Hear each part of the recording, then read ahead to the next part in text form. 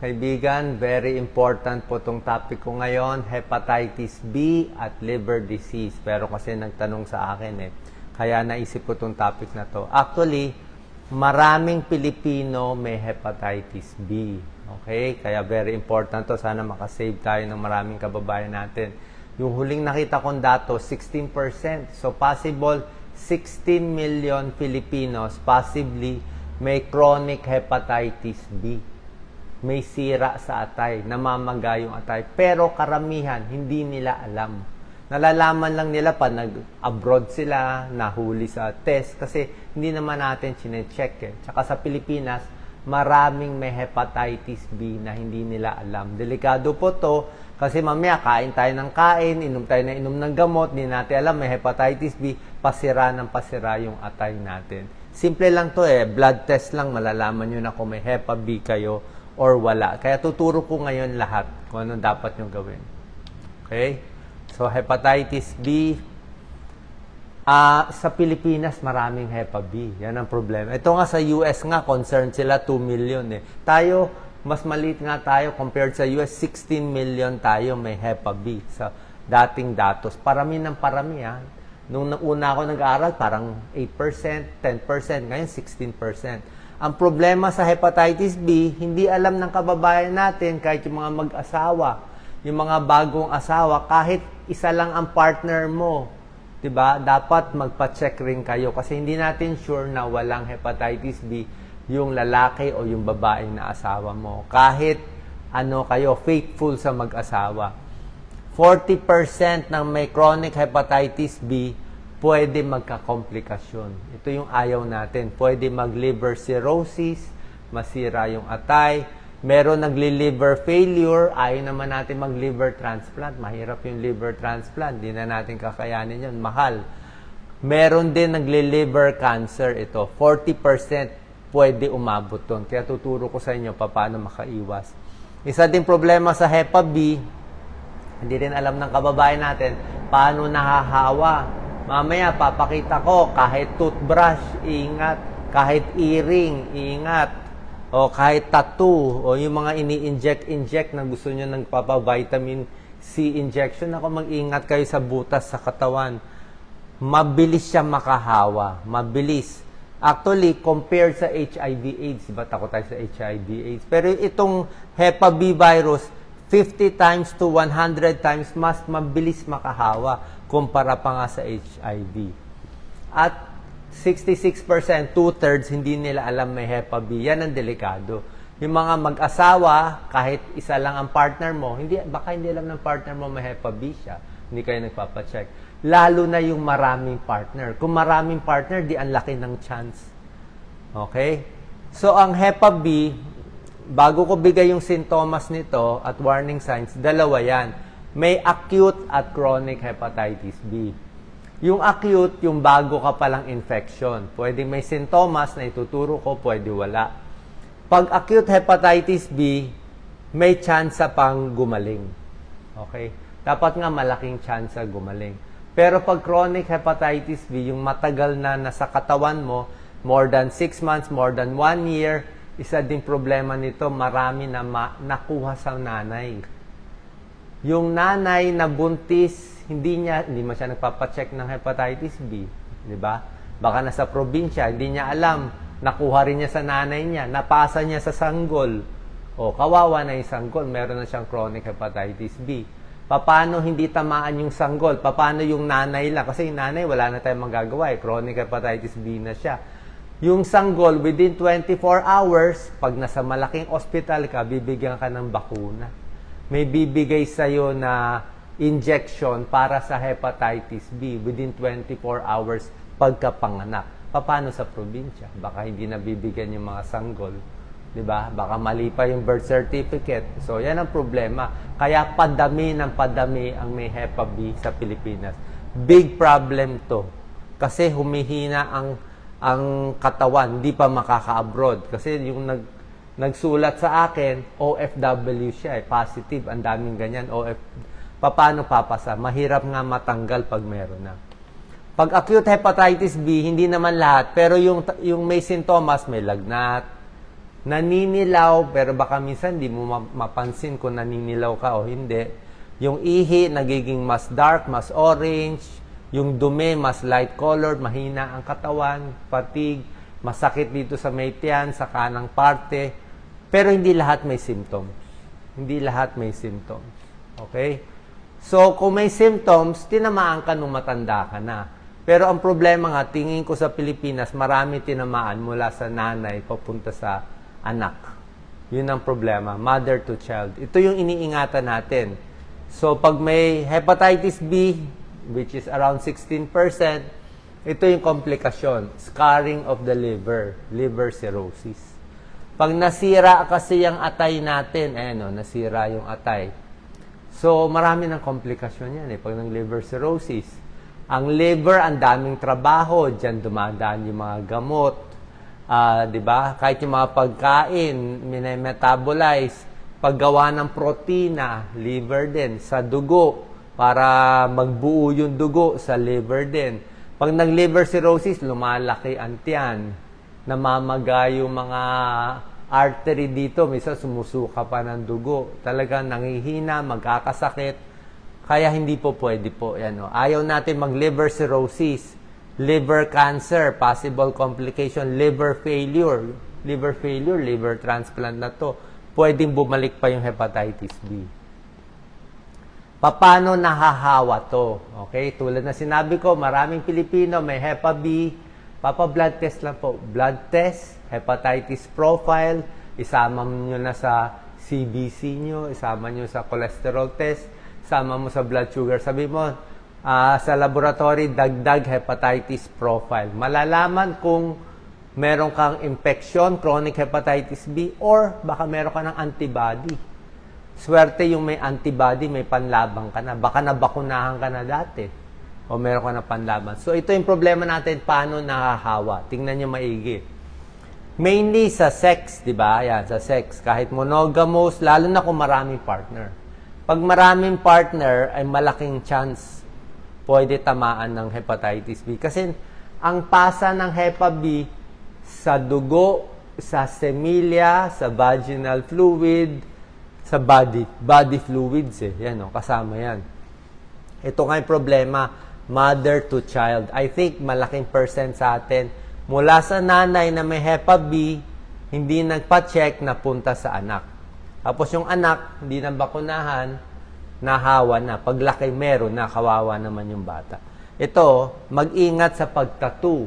Any sugat sa katawan, nagtatattoo, ear piercing, sa mga ahit-ahit, pagtutuli na hindi malinis, Pag sa bahay, pag yung partner mo may Hepa B, toothbrush, syempre minsan dumudugo yung toothbrush na share mo, earrings, nagpalitan kayo, razor, nag-aahit, napasa mo sa iba, may naiwan na dugo. Sa hospital, very common na aksidente, natusok ang sarili. Tapos yung sinasabi ko nga, ingat tayo sa mga, yung mga intravenous, yung kababayan natin, mahilig magpa-injection na po anong vitamin C. Kung gusto nyo vitamin C, magtableta kayo. Ang Diyos, ginawa niya po ang katawan natin sarado. Ang trabaho ng balat natin sarado. Protect yung dugo. Ayaw mo any bacteria, any virus pumasok sa dugo. Kung linggo-linggo butas ka ng butas ng katawan mo, magpapa-inject ka, mahirap po yun. Sure ka ba safe? Sure ka ba malinis? Sure ka ba na maayos? Antiseptic ba? Sigurado ba? Sa Amerika, may pag-aaral, dentista. Kaya mag-ingat din tayo sa dentist, doon lang tayo sa reputable na mga dentist. Sa Amerika, napabalita, may isang dentist, hindi lang siya maingat sa paglinis ng mga instruments niya. So, sa dami ng pasyente niya, yung isa may Hepa B, napasa. Na-trace sa Amerika, parang hundreds. Ang dami nagka-Hepa B dahil nagpa-dentista doon sa dentist na yon. Sa Pilipinas, hindi natin alam kung meron o wala. Diba? So, mabilis siya makahawa. The point is, kung hindi ka naman kailangan talaga lagyan ng swero, bigyan ng injection, kung hindi naman talaga kailangan, wag na lang. Wag bubutasin yung katawan kung hindi naman kailangan. Ito, droga. Sa Amerika, malakas to cause. Drug use. So, nagpapalitan sila ng needle. Kaya nga yung iba nga, sa ibang bansa, di ba, hinahayaan na nila yung mga drug addict, binibigyan na nga nila ng clean needles. Binibigyan na nila ng malinis na needle kasi ginagamit yung lumang needle na may Hepa B at iba pang, baka may HIV pa. Ayan po, risk factors. Pero to sa abroad to drug use, sex partner, household contact, health workers, ayan, unprotected sex. Mataas ang Hepa B sa Asia, sa Pilipinas. Kaya nga mas malaki chance makahawa dito. Kasi nga hindi natin na-check. Nagpapatattoo, ingat, dapat marunong, malinis. Baka yung huling ginamitan may Hepa B. Diba? Paano na yon? Testing, simple lang. Punta lang sa any laboratory, hepatitis profile. Mache-check. Usually, pati Hepa A, chine-check na rin Hepa B. Hindi ko na-explain ng malalim to, pero ang gusto natin, may antibody ka. Pag may antibody ka na, may laban ka na. Kahit ma-expose ka pa, malamang di ka natatamaan. Ang ayaw natin, meron ka nitong antigen. Pag positive ka dito for several months, chronic hepatitis B. Yun ang problema. Hindi makaka-abroad. Ito yung at risk na baka masira yung atay in the future. Ito yung dapat maingat na maingat. Super ingat yung ganito. Maraming Pilipino may ganito. So, pa-check tayo ng hepatitis profile, malalaman nyo na. Ang doktor na pupuntahan, gastroenterologist. Siya bahala sa inyo. Ang gastro nyo, yung akin kasi, puro home remedy, anong gagawin, ano bawal kainin. Pero yung gastro nyo, kung meron kayong chronic hepatitis B, baka possible mabigyan kayo nitong mga gamot. Ito, mga nucleotide analogs, lamivudine, interferon. Ang problema lang dito, maganda siya. Ang problema dito, marami ka pang testing na gagawin. Maraming testing pa gagawin sa'yo at mahal itong mga gamot. At matagal itong gamot. At hindi para sa lahat. At hindi 100% gagaling. Pero kung may pera, mayaman, walang problema, gawin nyo to. Diba? Gawin, maganda kung may pera. Monitor, merong gumagaling. Merong gumagaling. Pero kung walang pera, doon na tayo sa mga tips ko. Pero kung may pera, pa-check tayo at least sa gastro. Nakita nyo magkano yung cost, kung matutulungan ba kayo. Gusto kasi natin bumaba yung viral load. Yung dami ng virus na hindi na nga nawawala sa katawan, yun ang problema. Hindi na nawawala yung hepatitis B virus, ito nababawasan niya yung virus. Kasi pag nasira na yung atay, sa ibang bansa, walang choice, liver transplant. Napakagastos nito, million to, hanap ka pa ng donor, ang laking operation pa. Hindi na kakayanin, parang hindi na possible na maging programa sa atin to. Hindi kakayanin natin. Sa ibang bansa, kaya. Yung simpleng gamot nga, wala nga tayo libre, ito pa, di ba? Ano pa aasahan natin, di ba? So, vaccine. Ito yung vaccine na safe. Okay? Kung ako ba, ito para sa akin, 99.9% sure. Sobra na to luma. Kasama na to, I think ilang dekada na to Tsaka makikita mo naman, pag wala ka nitong antibody, wala kang panlaban, kami ni Doc Lisa nagpa-vaccine na kami. 3 times lang. 1 shot, 2nd shot, 3rd shot. 0 month, 1 month, 6 months. 3 injection lang, magkakaroon ka na ng antibody. So, malakas ka na. Parang Superman ka na. Kailangan mo to. Yung sanggol nga, binibigyan Kung di ka nabigyan ng sanggol, ngayon safe ka. Kasi hindi mo alam partner mo Diba? Malay mo, matino partner mo. Malay mo, babaero. O may lalaki, may babae. Hindi mo alam Paano kung kasama mo sa bahay, nagamit yung o baka nagpa-dentista ka. O wala kang antibody, tapos nalagyan ka ng virus. Pag meron ka nito, protected ka. Sino kailangan magpabakuna? Actually, almost all. Almost all people. Mas maganda, meron ka nitong antibody. Okay? Safe po to. Hindi to yung mga bagong vaccine. Siyempre, hindi pa natin alam. Baka may side effect. Ito, panalong-panalo tayo. Siyempre, ayaw natin ng ganito. Mamahalin, may transplant pa tayo. Tsaka, ang dami nga kasing Hepa B sa Pilipinas. Yun ang problema. Mabuti kung nandun tayo sa mayamang bansa na konti lang may Hepa B, maliit lang ang tsansa.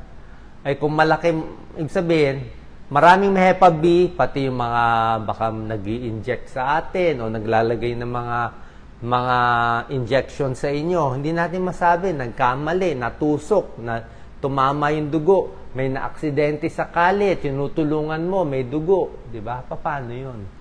Pwede ka mahawa doon. Hindi lang blood, semilia, meron din yan. Kahit sa iba, unprotected sex, ingat tayo. Blood transfusion, pero walang choice Diba? Tattoo, ito sa prisoners, ingat din tayo. Kasi syempre, merong mga sexual contact minsan dyan sa mga nakakulong. Healthy foods, ito. Papakinggan nyo anong mga bawal. Okay? Anong mga dapat gawin.